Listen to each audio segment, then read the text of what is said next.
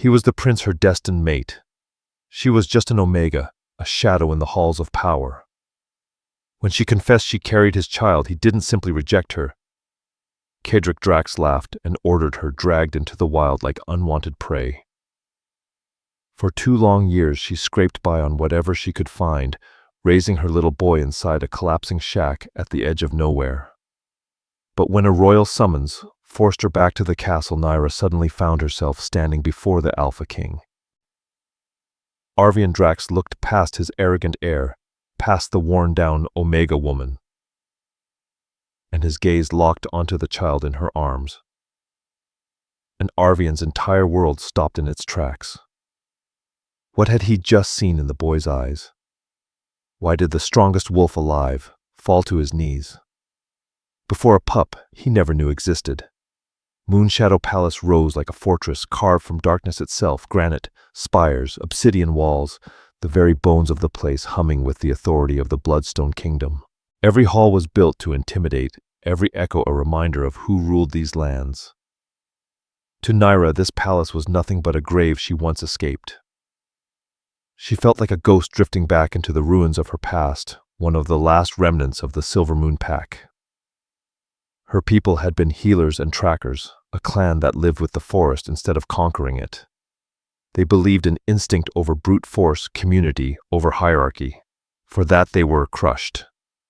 Their alpha executed, their home taken, the survivors scattered and stripped of rank. Nyra, included, thrust into Omega servitude inside the Conqueror's palace. Tonight was the Blood Moon Ball, the sacred night when, according to legend, the goddess peeled back the veil to reveal fated mates. For high-born alphas and betas, it was a night of electric longing. For omegas, it was just another shift of grueling work. Nyra, wrapped in a thin, worn servant's dress, felt like a sparrow caged among circling hawks. Her honey-gold hair, once braided with flowers, was pulled into a harsh, functional plait. She stood at the terrace edge, polishing glasses with her eyes down, trying to be invisible. The air was thick with pine resin, roasted meats, and expensive perfume. "Hurry up, you useless mutt," Corvin hissed, shoving her aside. "Prince Cedric is in a demanding mood tonight. His cup stays full always." Nyra flinched, nodding, her fingers burning from the harsh lye soap. She risked a glance toward the ballroom's center. Cedric Drax, the heir of Bloodstone, stood like a carved statue of dominance. Tall, hard-bodied, dark-haired, soaked in the casual cruelty of a man who had never heard the word no. His laughter sliced through the hall as he entertained a ring of eager alphas. Clinging to his arm, glittering like a venomous jewel, was Vera Noctis of the Onyx Pack. Black hair, cold eyes, beauty sharpened into a weapon. "It's true," Cedric boasted, his voice carrying easily. "Father expects me to find my mate tonight, as if the goddess would ever saddle me with anything less than a true alpha. Imagine that, a weak-blooded beta. Or worse, an omega." The circle erupted in laughter. Vera smirked. "You deserve a powerful lunar, my prince, not some servant girl." Her gaze slid toward the staff, landing on Nyra with a dismissive flick that cut deeper than a blade. Nyra swallowed hard and turned back to her tray, her heartbeat sinking like a stone. And then it hit her. Not a sound, not a scent. A shockwave, as if lightning, exploded inside her spine and ripped through her skull. The tray slipped from her hands, crystal shattering, like falling stars at her feet. She didn't even hear the crash. A scent, one she'd never known yet, somehow longed for, flooded her senses. Pine fire, storm-charged ozone, the burn of a wildfire in the dark. Mate, her wolf, silent and bruised for years, lunged awake in a tidal surge of aching joy. "Mate, find him. He's here." Nyra's head snapped up. Her pulse hammered so hard she could barely breathe. Her eyes tore through the glittering crowd, and then she saw him. Cedric had frozen. His smirk vanished. Wine spilled from his goblet onto the stone. His head turned toward her at the exact same moment hers lifted like some invisible thread, yanked them together. His dark eyes, once full of mockery, widened with raw animal shock. She saw it, the recognition, the hunger, the bond forging itself between their souls. The goddess's decree, the sacred mate bond, real, unbreakable, divine, the broken Omega, paired with the most ruthless prince in the kingdom. Hope crashed through her, terrifying, bright, dangerous. This could save her. This could change everything. She took one trembling step forward. This was the one chance that could save her, maybe even redeem everything she had lost. A true mate bond was sacred, unbreakable, by law or tradition. Naira took a single trembling step toward him. But then she saw Cedric Drax's expression twist. Whatever shock the bond had slammed into him with was drowned beneath centuries of bloodstone arrogance. Recognition soured. His eyes sharpened. His lip curled slowly, cruelly into a sneer, so venomous it hollowed her out. He set his goblet down with a hard, echoing thud and pushed through the crowd. People parted for him instantly, like prey fleeing a predator. He didn't stop until he stood over her, towering with feral dominance. The scent between them was so intoxicating, it made her lightheaded. "My prince," Naira whispered, her hands shaking. She felt the bond pulsing alive like a golden thread, humming painfully between their hearts. I feel it. The bond. Don't you?" He spat the word at her. Feel it hit like a slap. He leaned closer, and for one insane heartbeat, she thought he might kiss her. Instead, his hands snapped up fingers, clamping around her chin, forcing her gaze up to his. "Look at me," he barked, his voice slicing through the hall. Music stopped. Conversations died. Every eye in Moonshadow Palace locked onto them. This Cedric announced, gesturing toward her, as if displaying garbage is what the goddess sends me. He let the disgust drip from every word. She gives me vermin. He wasn't talking to her anymore. He was performing for the crowd, for his ego, for the cruel thrill of it. "I, Cedric Drax of Bloodstone, future Alpha King," he boomed, "would never be bound to a weak, packless Omega." "No, please." Naira choked, tears spilling as the golden thread inside her chest trembled under the weight of his hatred. "It's the goddess's will." "The goddess must be senile," he snarled. Beside him, Vera Noctis watched with a cold, triumphant smile. "She is nothing," Vera purred. "A servant who forgot her place." "Cedric," Naira gasped. "Don't do this. It's our souls. I share no soul with you," he roared. Then came the words that shattered her world. "I, Cedric Drax, under the blood moon, and before my pack reject you, Naira of the fallen, silver moon as my mate. I reject you as my lunar." His next words were a death sentence. "I sever the bond now and forever." He didn't just say it. He drove his alpha power straight into her chest.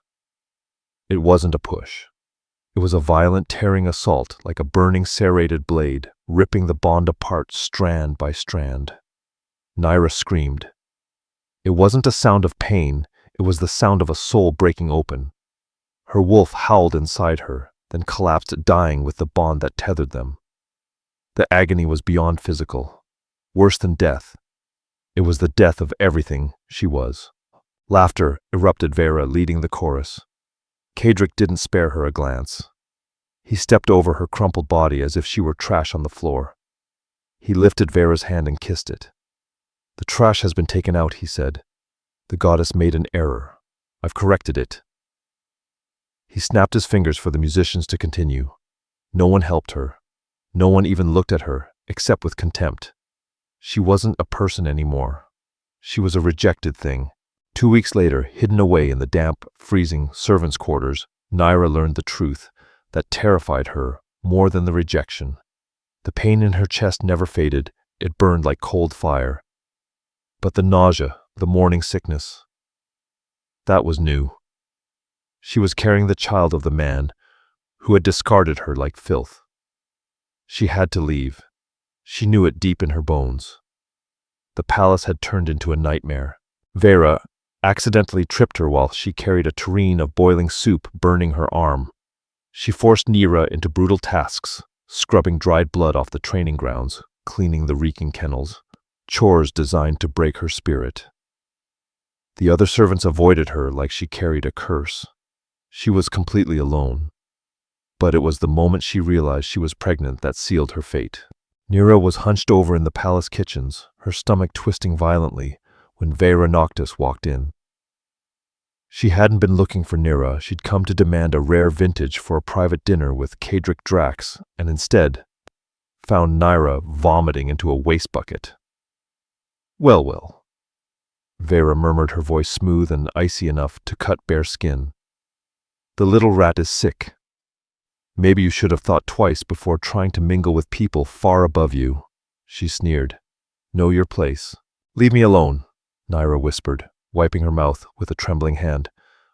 I don't think I will. Vera stepped closer, her eyes narrowing as she studied Nira like a specimen on a table. She took in the pale face, the shaking fingers, and the way Nira instinctively held her stomach.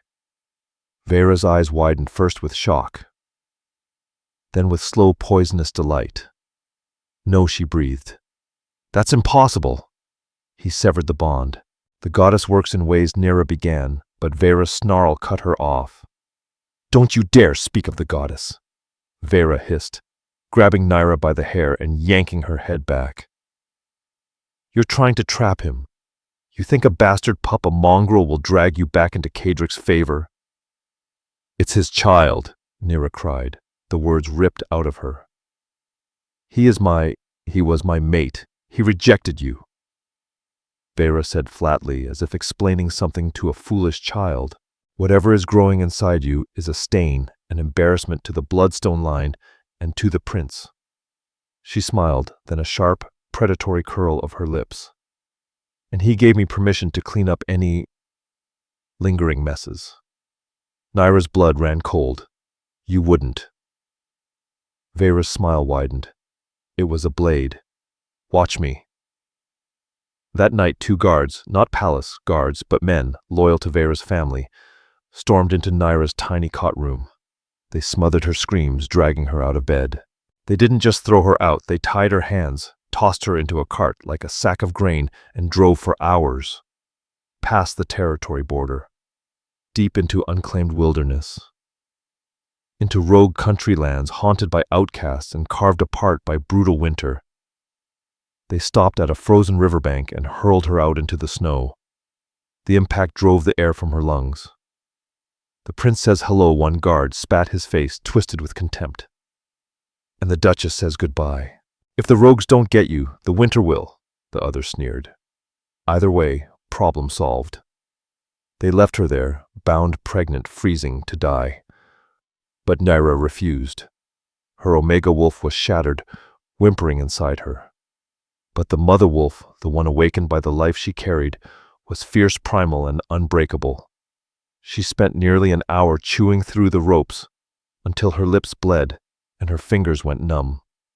Then she forced herself onto her feet and walked. She eventually found an abandoned hunter's cabin, a sagging shell of rotted logs. The roof leaked. Wind howled through gaps in the walls. The floor was bare, cold earth. But it was shelter. For 8 months she endured. She was no longer the gentle healer from Silver Moon. She became a hunter. She used every lesson her father had ever taught her, skills she thought she'd buried with her past. She set snares, catching rabbits and squirrels, silently crying as she killed them, and offering quiet thanks for their sacrifice. She dug for frozen roots, her body aching, her belly swelling. She was always cold, always starving, always afraid. One night, a rogue wolf, gaunt, crazed, caught her scent. He tracked her to the cabin. Nira pressed her back to the flimsy door, clutching a sharpened stick, heart slamming, as she listened to him circle outside for nearly an hour, snarling, before he finally wandered off. When he left, she collapsed to the floor and sobbed for the first time since her mate's rejection. Then the blizzard came, a storm so violent it felt like claws ripping at the cabin. And in the roar of that storm, her labor began. It was agony. She was alone, screaming into a threadbare blanket as her body tore itself apart. No midwife, no healer, no one to help. Only the storm and the brutal, impossible work of bringing a child into a world that didn't want him. Hours passed. Just when she thought she would die, he was born. Tiny, fragile, but alive. He had a wild shock of dark hair that struck her with a painful reminder of Cadric Drax. But when the infant finally opened his eyes, Nyra froze. She saw her own warm brown mixed with something else entirely. She named him Solon.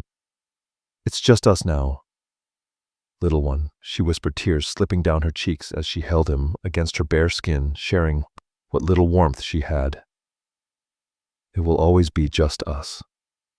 I swear I'll keep you safe." 2 years passed, and the world forgot Nyra existed. She became a ghost story, the cursed Omega who vanished into the wild. Solon grew. He was a quiet, watchful child. He didn't laugh like other children. He'd never met any. Instead, he observed everything with a strange, solemn intelligence far beyond his age. Nyra was his entire world, and he was hers. She taught him the names of the trees, the call of each bird, and hummed the old songs of her silver moon, ancestor songs about balance and reverence for every living thing. She no longer remembered what it felt like to belong to a pack. She had become a lone wolf, a mother clinging to survival. The pain of her rejection had settled into a cold, permanent scar that flared whenever the weather turned. Every day had a single purpose: make sure Solon ate. Nyra was thinned, her clothes in rags, her hair tangled from harsh winds, but Solon always ate first. One day all her snares came up empty. The ground was frozen solid, no roots left to dig. Desperation clawed at her ribs. She ventured farther from the cabin than ever before, moving toward Bloodstone's border in hopes of finding a game trail. Instead, she found a patrol.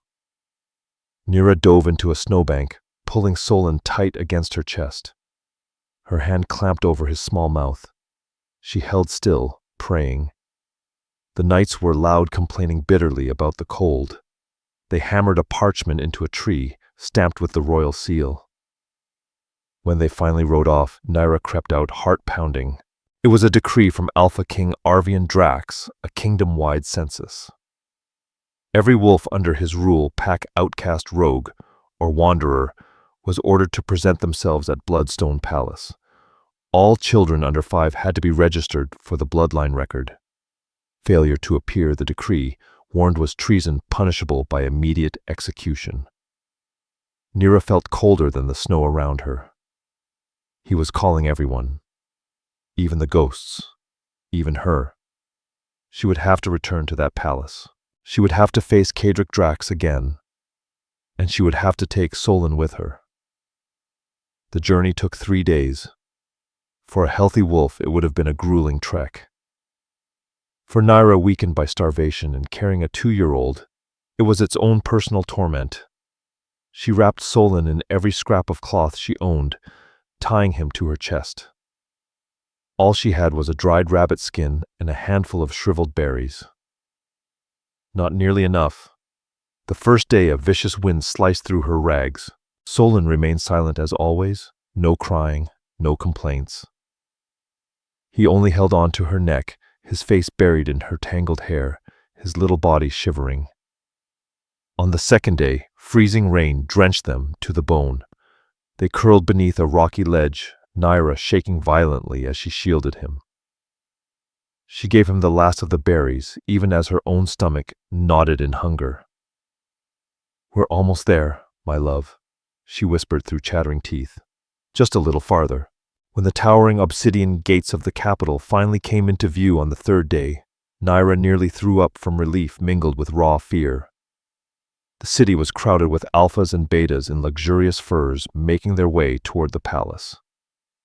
When they saw her, this ragged, half-frozen woman, emerging from the wild, they recoiled. Mothers pulled their children away as though she carried a plague. She found the line she belonged to, not the main entrance, but the servants' gate, a long winding line meant for the unclaimed, the Omegas, the forgotten. She was surrounded by the broken and discarded, the elderly, the injured wolves with half-healed rogue bites and those whose bonds had snapped. Guards stared at them with open disdain. "Move it, trash." One barked, shoving an elderly man who stumbled hard. Naira lowered her hood, hiding Solon's face, and shuffled forward. After hours of being pushed and herded, they were finally forced into the great hall. It looked exactly as she remembered: towering ceilings, roaring fires, the massive carved throne at the far end. Her chest throbbed where her scar burned. Tonight the hall wasn't dressed for celebration. It was an administrative nightmare.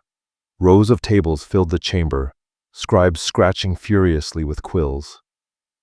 And at the dais, seated upon the throne, was Alpha King Arvian Drax.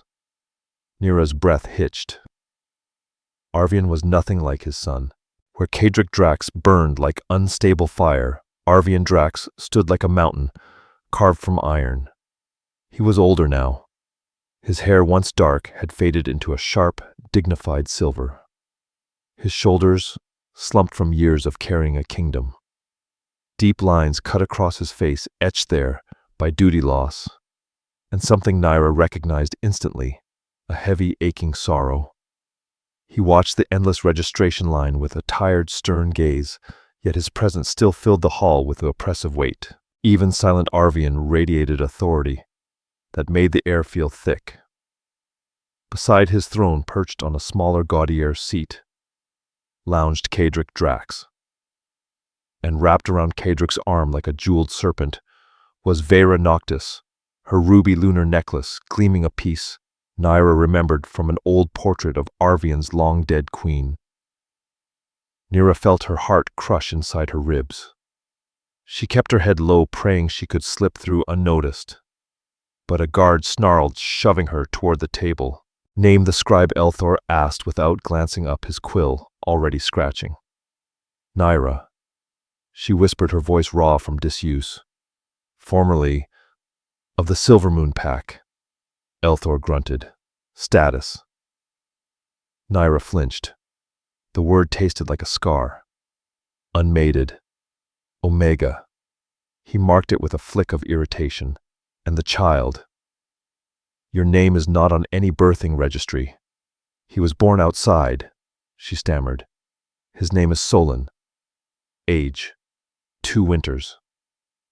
Father Naira froze. The entire hall seemed to lean toward her. She could feel Kadric's attention spear into her back, though she refused to look up. "He is..." Her voice cracked. "He is packless." Elthor sniffed disdainfully. "A bastard pup." "Fine. Present him. We need to document his features." Naira's hands trembled as she gently turned Solon, who had been burying his face in her cloak, to face the table. Up on the dais, Kadric murmured something to Vera. She giggled, a brittle glass-breaking sound. "Look at that one, my love," she mocked. "It looks like it crawled out of a sewer. This is what father wastes his time on." Kadric added, laughing. He hadn't even recognized Naira. To him, she was just another piece of dirt in the unclaimed line. But Arvian Drax recognized everything. His head, resting on his fist moments before, lifted slowly. His gaze swept across the tables, irritated by the delay, until his eyes landed on Naira, then on Solon, and the Alpha King went utterly still. The crushing weight of the room didn't just grow heavier, it stopped. No quills scratching, no feet shuffling, no murmurs. Only the crackling of the fires remained. Arvian Drax rose from his throne so abruptly, the stone legs scraped across the marble, echoing like a gunshot. Father Kadric muttered, annoyed. "What are you—" The king didn't hear him. He was staring not at Naira, but at Solon. The mask of bored duty he always wore shattered into ash. His skin turned pale ghostly white. His eyes widened, locked on the 2-year-old boy in ragged clothes. And Solon, never taught fear, just tilted his head and stared back. "Bring me the child," Arvian said. His voice wasn't loud, but it cracked with an emotion so raw it made nearby guards flinch. "What are you doing, Father?" Kadric snapped. It's just some Omega trash and her bastard. Scribe, move them. Silence. Arvian's roar slammed through the hall like a shockwave. The Alpha command hit everyone hard. Kadric staggered, clutching his throat as if the air had been ripped away. Arvian Drax descended the steps stiff and disbelieving. He ignored Kadric entirely, ignored Vera Noctis, whose face twisted into shock and fury. He ignored every noble in the room. He walked straight toward Nyra and her child. Arvian Drax ignored the gasping scribes and the trembling Nyra. His heavy boots thundered across the hall until he stood before the Omega he had never met. He spoke not a word to her. His eyes were fixed solely on her son. Slowly, reverently, as if the child might vanish before him, the kingdom's greatest wolf, the Alpha of Alphas, knelt on the cold, dust-streaked stone floor before the outcast Omega and her pup. He lowered himself until he was eye level with Solon. The hall fell into a silence so deep that Nyra could hear Arvian's ragged breaths. "What?" he whispered, voice trembling. "What is your name, boy?" Solon glanced at his mother. Nyra, shaking so violently she could barely hold herself upright, gave a tiny, terrified nod. "Solon," the boy said. His small voice rang clear and steady. Arvian Drax closed his eyes, and a single tear traced down his rugged cheek, falling into the streaked silver of his beard. Opening them again, his gaze fixed on Solon's eyes. Nyra had always adored Solon's gaze, one warm brown like hers. And the other? The other glimmered with impossible vibrant gold, a gold that seemed to shine from within as if the sun itself had been trapped there. She had thought it a rare gift, a quirk of the goddess. Arvian knew otherwise. His calloused, trembling hand reached out, brushing Solon's matted hair from his face. Arvian breathed a sound of awe and grief that echoed across the hall. After all these centuries, it has returned. Absolute silence reigned, broken only by the Alpha King's sharp emotional inhalations. Father Kadric muttered, finally noticing his arrogance, shattered by the strange, humbling sight. "What are you saying? What mark? Stand up. You're humiliating yourself in front of what?" Trash Arvian didn't turn. 2 personal guards. Riven and Jorek stepped forward at his subtle gesture. "Take Prince Kadric and Duchess Vera to their chambers. They are not to leave until I summon them." "You can't!" Kadric barked, face reddening. "I am your heir. That thing, it's a half-breed, a mongrel." "Look at the mother," cursed Omega. "She was my mate," Kadric added desperately. "I rejected her." Then Arvian slowly rose. His sadness had vanished, replaced by a cold, fierce fire Nyra had never witnessed. "You—" "What?" he said, his voice lethally calm. "I rejected her," Kadric stammered, puffing his chest. "At the Blood Moon Ball. She's weak. That pup bastard has no claim." "You rejected her," Arvian said, each word striking like a hammer. His eyes swept from Kadric's furious face to Nyra's terrified one, then to Solon's golden gaze. Recognition, understanding horror, dawning across the Alpha King's face. "You fool! You arrogant, blind fool! I did what was right for our bloodline." Arvian's alpha power surged through the hall, making the stone floor tremble beneath their feet. Then slowly he turned to Nyra. The hard mask vanished, replaced by gentleness and awe. He looked at her, the tattered clothes, the thin, resolute face, the fierce, protective stance over her child. "Nyra," he said, voice softened, humbled. "I am Arvian Drax. I am so sorry. For everything." He signaled his guards holding the struggling Kadric. "Take them. Now." Then to the stunned royal guard he added, pointing at Nyra and Solon. "These 2 are under my personal protection. Escort them to the Queen's chambers, the old Queen's chambers.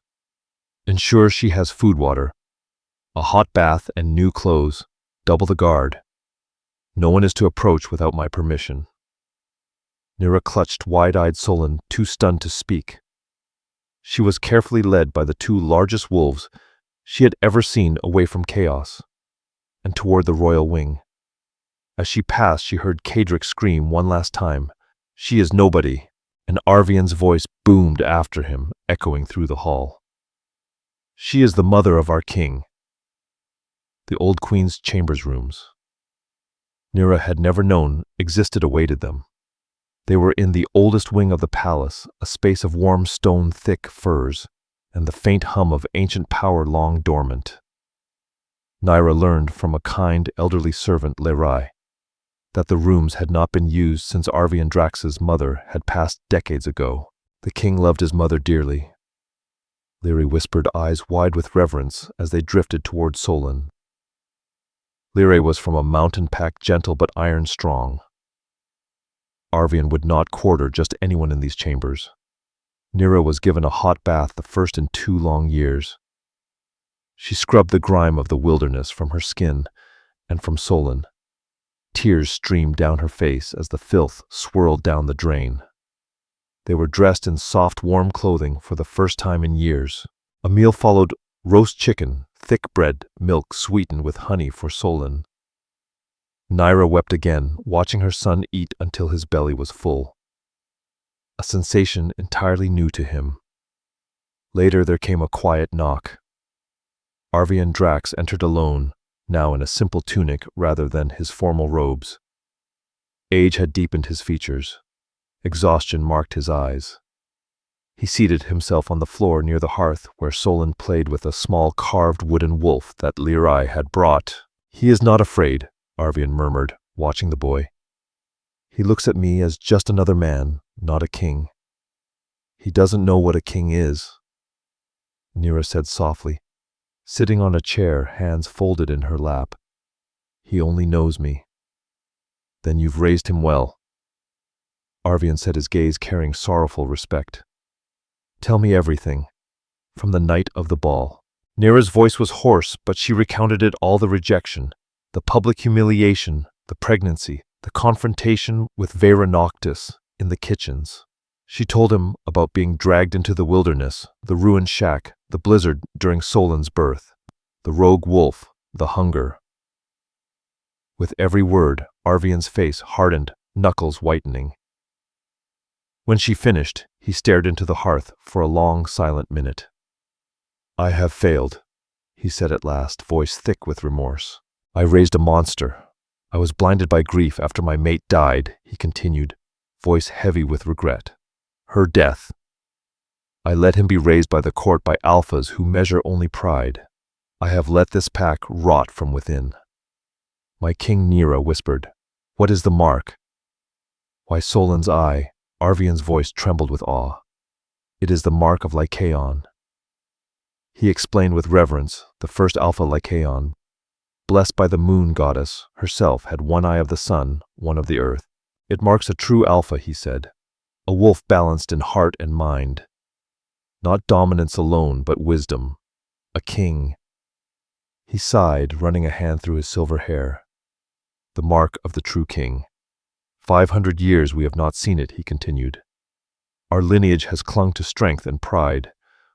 But the bloodline's magic, the right to rule, was fading. We were becoming more brutal, more arrogant, less like Lycaon. More like Cadric." He glanced at Nira. "The prophecy has always existed. It was my mother's favorite," he said bitterly. "The blood will thin with pride, the line falter, the sun lost to the moon. It shall be renewed only when the rejected son joins with the unseen heart and their child bears the eye of the first alpha." I don't understand," Nira whispered. "I always thought I was the rejected son." Arvian let out a bitter laugh. "My father favored my elder brother, lost to a rogue attack. I was wrong. The prophecy is not about the past. It is about now." He turned to her, eyes blazing. "Cadric is the rejected son, not rejected by me, but by the goddess. He was given a fated mate, a chance to unite his blood with yours." And he spat on it. He gestured toward Nira. "You are the unseen heart," he said. "An Omega, a healer from a pack of healers." overlooked, ignored the heart of the pack hidden in shadow. He then looked at Solon, who now held the wooden wolf, and met Arvian's gaze with his mismatched, powerful eyes. And he bears the mark. Your son, Nyra. Not Kadric. Not I. Your son is the true Alpha King. Arvian's declaration hung in the air, heavier than any crown. Nyra felt the world tilt. Her son Solon, born in a shack, raised on scraps, was the true king. But Kadric is your son. Nyra's mind reeled. He is the heir by blood, Arvian said grimly. But not the heir to the throne. Not anymore. The goddess has chosen. She chose you, and he rejected her. She was chosen by the goddess, and I will honor her. I will right the wrongs my son committed. The weight of this new decree pressed on Nyra like a physical force. The king's protection was a shield, but it also painted a massive glowing target on her and on Solon. The next morning, the court was summoned, tense and murmuring with confusion. Arvian Drax with Nyra, standing beside him on the dais, made the room of assembled alphas gasp and murmur. He held Solon in his arms and began to recount the legend of Lycaon. He pointed to Solon's golden eye, which glimmered in the morning light. Arvian declared that Solon was the prophesied heir, the true future of the pack. He named Nyra Luna Regent to be protected and obeyed as the king's voice until Solon came of age. He told the stunned court that she was the mother of their king, carrying the wisdom of the Silver Moon pack knowledge their own had long forgotten. The hall erupted in outrage. This is an insult, bellowed a broad-shouldered alpha Maelor Grim, a close friend of Kadric's.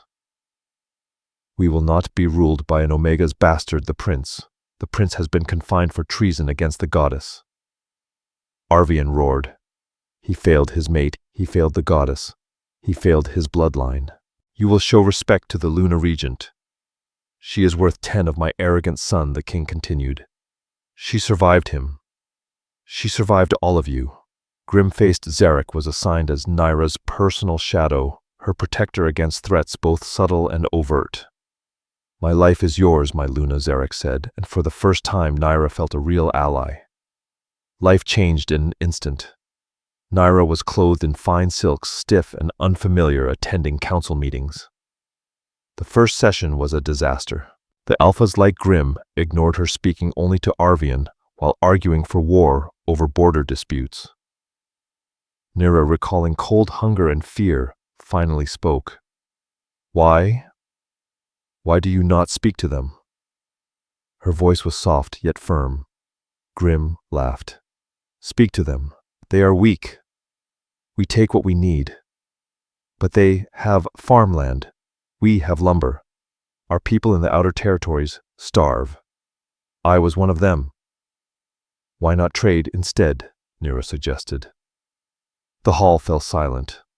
Arvian smiled slowly. Excellent. Luna Regent, you understand well. Lord Grim, draft a trade offer, not a battle plan. Grim went apoplectic. Nyra had made her first real enemy, but she had also for the first time made a difference. She and Solon grew close to Arvian, who found new purpose in his grandson. Hours were spent together, stories of the pack told not of battles, but of people. He was the grandfather Solon never had, and Solon the heir Arvian had always dreamed of. But Vera Noctis was not idle.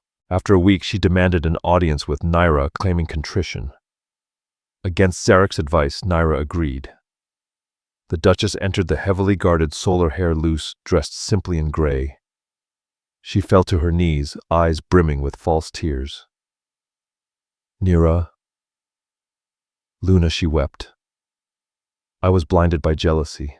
I loved Kadric so much, and when he looked at you, bound to you, I saw my future crumble. I acted out of fear. I am not that person anymore.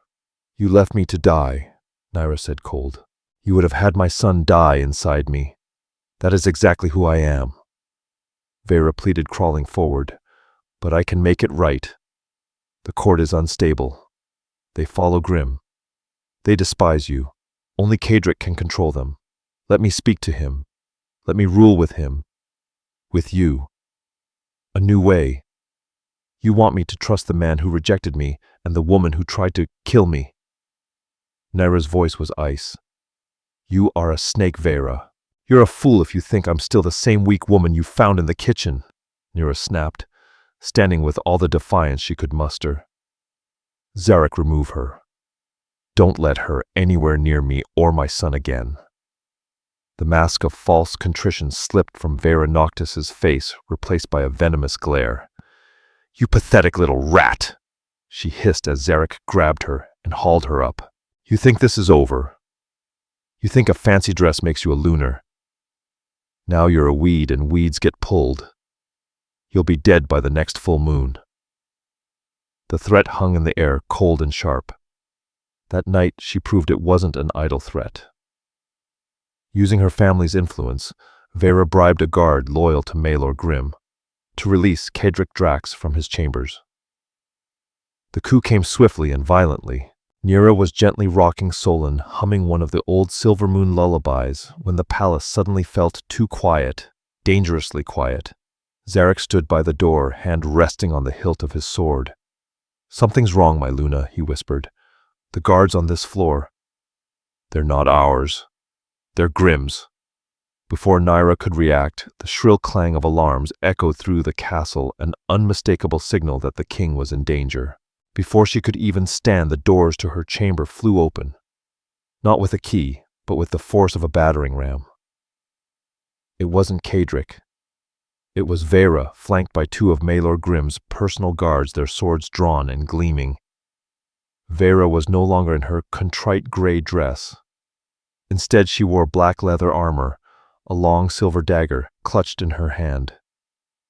"I told you I'd pull the weed."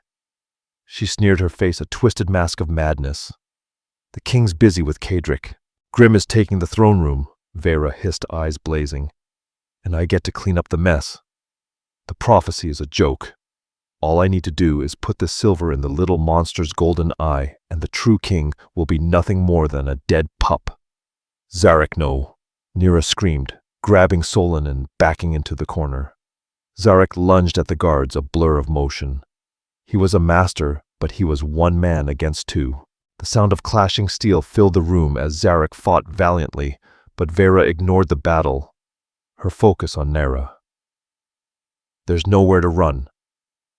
"Omega," Vera taunted, advancing on her. "Your little shack is gone. Your old king is dying. It's just you now." Naira backed into the cold stone window, clutching Solon tightly. Her Omega wolf screamed in terror, but beneath that fear there was a mother's rage simmering, burning. A rage that had been growing for 2 years. "You won't touch him," Naira snarled. "Oh, look at that," Vera mocked, raising her silver blade. "The little rat has teeth." With a vicious grin, she lunged, aiming the dagger directly at Solon's face. Naira, with no training and no weapons, did the only thing she could. She threw herself in front of him, squeezing her eyes shut, bracing for the searing pain of silver. But it never came. Instead, a surge of impossible heat washed over her, a heat so intense it felt like standing too close to a forge. Vera screamed a shrill, agonizing cry. Naira opened her eyes just in time to see Vera flying backward, as though struck by an invisible force. She slammed into the far wall, crumpling to the floor. Her dagger arm was smoking the silver blade, now melted at the tip, clattering to the stones. Naira stared down at her trembling hands, then at Solon. He was awake. His golden eye, once merely glowing, was now a blinding fiery sun. The tiny boy who had never so much as raised his voice was radiating power, so ancient, so overwhelming that it had physically repelled Vera. Zarek, having taken down one of the guards and wounded the other, stood frozen in awe.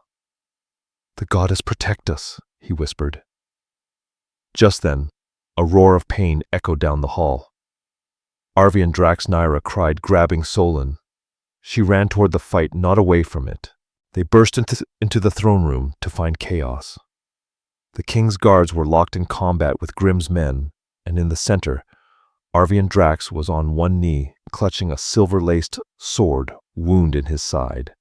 Standing over him, sword dripping with his father's blood, was Kadric. His face was a mask of triumph and rage. "It's over," Old Man Kadric spat. "Your reign is done. The pack will follow a real alpha, not a child, not an Omega's bastard." Arvian Drax's blood pooling around him looked up at his son. "You are no alpha," he choked out, his voice thick with betrayal. "You are a coward, a disgrace. I am the king," Kadric Drax roared, raising his sword to strike. No, Nyra screamed from the doorway. Kadric froze, eyes snapping to her. "You," he seethed. "This is your fault. You and that monster." His bloodlust rolled off him in waves as he stalked toward her. "I'll kill you both. I'll rip that golden eye right out of his skull and feed it to the crows." He lunged at Nyra. "Get away from my mommy." A small voice, deep, yet filled with a strange power, boomed through the hall. It vibrated through Nyra's very bones. It was Solon. The boy, still cradled in her arms, glared at his father.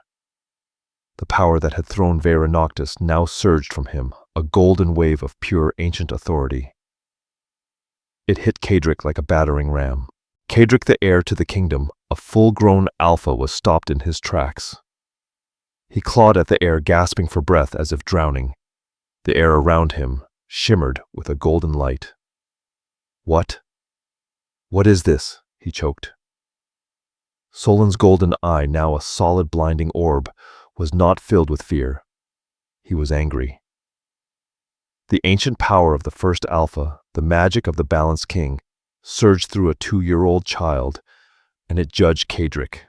It judged his soul, his pride, his cruelty, his rejection, and it found him wanting. Kadric screamed, a high, thin, desperate sound. The bloodline he had so casually rejected now turned on him. It didn't burn him. It unmade him. It stripped his alpha status. It severed his connection to his own wolf. Nyra felt it, the snap like a rotten cord breaking. Kadric collapsed, writhing on the floor, no stronger than a human. He looked at his hands, then at Solon. He finally understood. He was empty. "No, please," he begged. He wept. He was broken. The rebel alphas, watching their leader fall to a toddler, seeing the golden eye of prophecy staring at them, threw down their weapons. Maelor Grimm was run through by Zarek. The coup was over. Nyra rushed to Arvian Drax's side, still holding Solon. "My king." "Arvian," she cried gently, lowering him to the ground. Arvian looked up at her, his breathing shallow. A smile tugged at his lips as his hand reached out to touch Solon's cheek. "The son," he whispered. He brought back the son. He looked at Nyra, his eyes full of love and respect. "Protect him, Luna Queen. You are the true alpha. The heart." With that, Arvian Drax closed his eyes. The silence that followed was heavier than any battle. Arvian Drax was dead. Kadric Drax, a shattered wolfless shell, was locked away in the deepest dungeon, the very one he had threatened Nyra with. Vera Noctis. Her arm scarred and her mind broken from the brush with divine power, was imprisoned in a tower. Nyra the Omega, who had been cast out, the survivor of the shack, was the last one standing. She stood at the dais, stained with Arvian Drax's blood, holding Solon. She faced the remaining bloodied members of the court. They were leaderless. They were terrified, and they were looking at her. She had every right to be as cruel as they had been to her. She could have executed them all. Instead, she thought of the cold nights, the hunger, the old man she had once seen in the unclaimed line. "My king is dead," she announced. Her voice, now strong, rang through the room. It was the voice of the Luna Regent, the voice of a queen. "He died protecting the future. He died protecting my son, our king." She raised Solon high, his golden eye glowing softly now, a steady light like a beacon in the blood-soaked hall. "The old way is over," Nira declared. "The way of pride of blood over heart, that's what led us here. It's what rotted our pack from the inside. It's what killed our king." She scanned the room, her gaze unflinching steady. "From now on, this pack will be ruled by the principles of the first alpha strength. Yes, but balanced with compassion. Power tempered with heart. The values of the Silver Moon and Bloodstone packs will be restored." Nira declared, her voice strong and unwavering. She turned to Zarek, her protector. "Zarek, you are my hand. You are the new Lord Commander of the Royal Guard. Help me rebuild." Immediately Zarek dropped to one knee, his sword clattering on the stone floor. "My queen, my king, I am yours to command." One by one the entire court knelt. They didn't just bow to Solon, they bowed to her. The next 5 years marked a new age for the Bloodstone Kingdom. Under Luna Regent, Nira, the laws changed. Omegas were granted rights education and positions on the council. The lands of the outcasts were reclaimed, provided with food and resources. Nira didn't rule with an iron fist. She ruled with an open hand, and the pack flourished. It wasn't without its challenges. The first year Maelor Grimm and his allies tried to hoard the kingdom's grain stores. Nira, supported by Zarek, rode out to their keeps herself. She didn't bring an army, she brought Solon. Standing before them, Nira spoke of Arvian Drax's sacrifice. And when they looked into Solon's golden eye, they found they could not lie. They couldn't refuse. The grain was released. She never took a mate. The scar on her heart remained a reminder of that fateful night that had changed everything. But it no longer caused her pain. Instead, it reminded her of the strength she had found within. She visited Caldric Drax only once in his cell. He was a hollow man, now gray, gaunt, and broken. He didn't even look at her when she approached. "I took it," he whispered, staring at the wall. "I took my wolf." "You threw it away." "Caldric," Nira said softly. Not with hatred, but with a sad finality. "You threw it all away." She left him there, and she never returned. Her son Solon grew up loved, not just by Nira, but by the entire pack. He trained with Zarek in battle, but he excelled in diplomacy. He was educated by Nira in compassion and by the healers she had brought from the Silver Moon pack to the palace. He was a strange and wonderful boy, wise beyond his years, with a quiet strength and deep kindness. His golden eye saw what others could not. He could sense a lie, feel another's pain, and calm a room with his mere presence. The alphas who once scoffed at him now sought his judgment. They knew that Solon's eye saw only the truth. On Solon's 10th birthday, Nira stood on the palace balcony, the same one where she had once polished glasses. She watched him in the garden below, not training, but sitting with a group of children, Alpha, Beta, and Omega all together, showing them how to splint a bird's broken wing. He looked up and saw her. His mismatched eyes, one brown one, a brilliant gold, met hers, filled with love. He smiled and waved. Nira smiled back, a deep, true smile of peace. The rejected Omega had not only survived, she had found justice. She had brought the entire kingdom from darkness into the light of Solon's eye. The Omega who was once told she was worthless became the queen who saved everyone. Nira proved that true strength doesn't lie in rank, but in the heart, and that a mother's love is more powerful than any alpha's command. The kingdom was at peace, at last ruled not by fear, but by the love and wisdom of the mother and child, who had been cast out and returned as saviors. What do you think of Nira's incredible journey? Do you think Caldric got what he deserved? Let me know in the comments what your favorite part of this story was. If you love stories of karma where the rejected rise up and take their rightful place, then you won't want to miss what's coming next. Please hit that like button, share this video with a fellow story lover, and most importantly, subscribe and ring the bell so you never miss an update. Thank you for listening, and we'll see you in the next story.